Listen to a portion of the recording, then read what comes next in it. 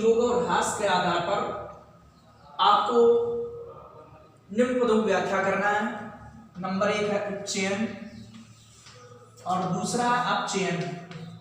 पीछे पढ़ चुके हो आप लोग, थोड़ा सा बस बताना है इसमें कि ऑक्सीजन के योग और ह्रास के आधार पर, ह्रास मतलब हानि। ए नंबर है उपचयन। उपचयन को हम ऑक्सीकरण भी कहते हैं, ठीक है। कि वे क्रियाएं, इसमें लिख सकते हो कि वे क्रियाएं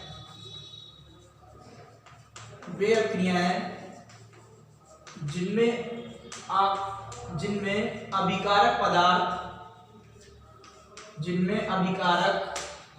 ठीक है, वे क्रियाएं जिनमें अभिकारक में ऑक्सीजन की वृद्धि होती है, ऑक्सीजन की वृद्धि होती है, उपचयन कहलाती है। उपचयन या ऑक्सीकरण कहलाती है, ठीक। बात सबको सुना है कि नहीं? वे क्रियाएं जिनमें अभिकारक में ऑक्सीजन की वृद्धि होती है, ठीक है।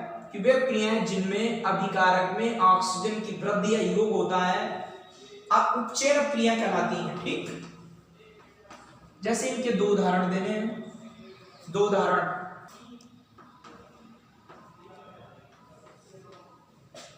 H2 प्लस O2 और बनेगा H2O। बैलेंस कैसे करेंगे? दो यहां पर है, दो लगाएंगे, ये दो, ठीक। मैग्नीशियम प्लस O2 और बनता है MgO।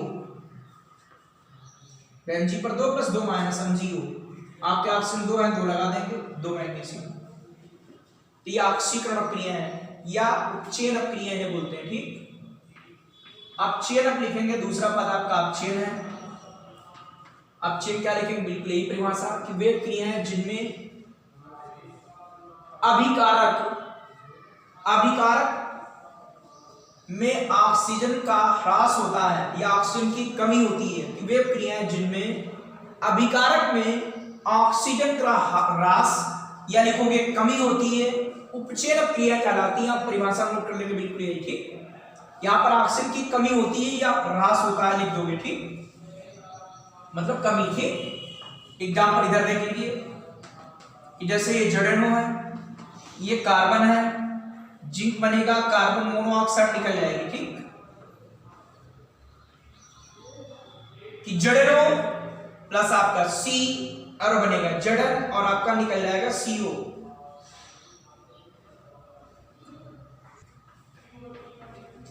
CuO प्लस H2 और बनेगा Cu प्लस H2O, ठीक।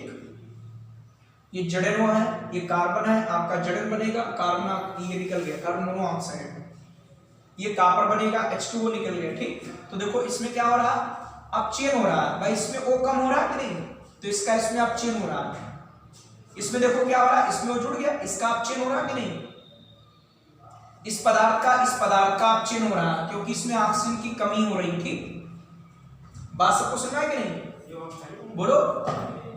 तो ये उपचयन की परिभाषा हो गई और ये अपचयन की परिभाषा आप लिख लेंगे अपने आप कि वे क्रियाएं जिनमें अभिकारक में ऑक्सीजन की कमी होती है या अभिकारक पदार्थ में ऑक्सीजन की कमी होती, बातें की चिड़े, उसे अपचयन क्रिया कहते हैं, ठीक।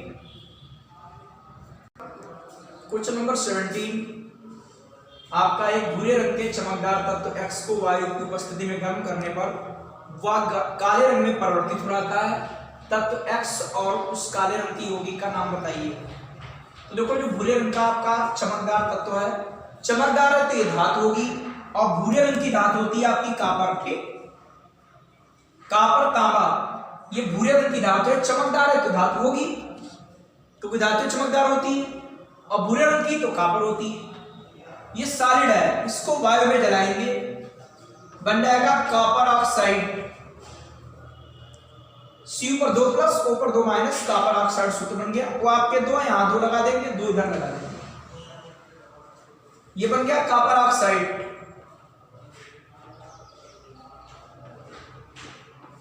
और ये होता है काले रंग का बनता है, ये काला रंग है इसका, ठीक है। और ये भूरे रंग का होता है, कहां पर, भूरे रंग का।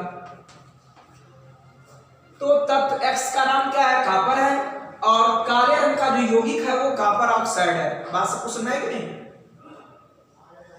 तो इसके ऊपर लैंग्वेज लिख लेंगे कि चमकदार भूरे रंग का तत्व X कॉपर है। जब इसे वायु में गर्म किया जाता है तो यह कॉपर ऑक्साइड जमा होने के कारण काला पड़ जाता है, ठीक। इसके ऊपर कॉपर ऑक्साइड जमा हो जाएगा, इसीलिए काले रंग का हो जाता है, ठीक है, बदल जाता है। अगला क्वेश्चन है, लोहे की वस्तुओं को हम पेंट क्यों कहते हैं, ठीक। तो लोहे की वस्तुओं को पेंट इसलिए करते हैं संक्षारण से बचाने के लिए, कि लोहे को संक्षारण से बचाने के लिए इस पर पेंट करते हैं। क्योंकि पेंट करने से क्या होगा कि जो वायु है या नमी है उसका लोहे से संपर्क नहीं होगा, ठीक। वायु या नमी का लोहे से संपर्क नहीं होगा, इसी कारण इसका संक्षारण नहीं होगा। इसीलिए क्या करते हैं कि लोहे की वस्तुओं को हम पेंट करते हैं। तो आप इसका आंसर लिख लेंगे, जो भी समझाया था हमने कि लोहे की वस्तुओं को संक्षारण से बचाने के लिए हम पेंट करते हैं, ठीक। पेंट वस्तु की सतह, मतलब जो लोहे की वस्तु है, ठीक है। पेंट जो है लोहे की सतह, लोहा लिख दीजिए, पेंट लोहे की सतह तथा वायु या नमी के बीच संपर्क नहीं होने देता, ठीक। बात सबको सुना है कि नहीं? इसीलिए लोहे की वस्तुओं को हम पेंट करते हैं, ठीक। अगला क्वेश्चन है, तेल एवं वसायुक्त खाद्य पदार्थों को नाइट्रोजन से प्रभावित क्यों किया जाता है? आपका लास्ट क्वेश्चन 19 है। 20 जो क्वेश्चन है उसमें आप लोग पढ़ चुके हो, विकृत गंधिता और संक्षारण है, ठीक है। तेल एवं वसायुक्त खाद्य पदार्थों को नाइट्रोजन से प्रभावित क्यों किया जाता है, ठीक।